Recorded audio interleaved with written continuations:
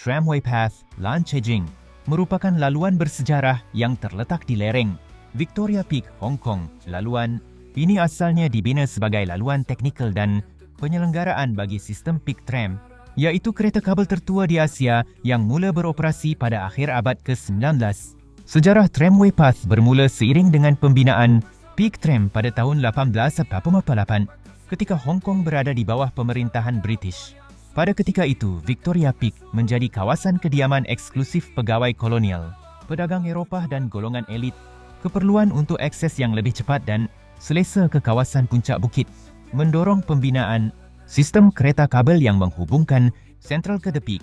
Tramway Path dibangunkan selari dengan laluan rel Peak Tram sebagai jalan sokongan. Digunakan oleh pekerja, jurutera dan pasukan penyelenggaraan untuk memeriksa rel, sistem kabel serta infrastruktur tram. Laluan ini juga menjadi akses alternatif sebelum kewujudan jalan berturap moden di kawasan tersebut.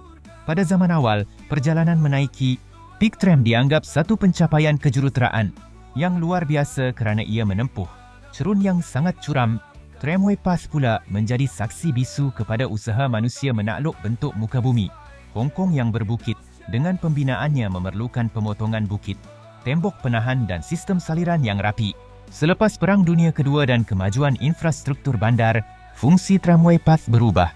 Ia tidak lagi digunakan secara rasmi untuk penyelenggaraan utama. Sebaliknya berkembang menjadi laluan pejalan kaki awam yang digemari penduduk, tempatan dan pelancong. Hari ini, laluan ini popular sebagai trek berjalan santai dan jogging, menawarkan pemandangan bandar Hong Kong dari sudut yang lebih tenang dan bersejarah. Di jalan dakwah yang suci, takkan pernah surut walau terbentang duri, karena Allah lah tujuan.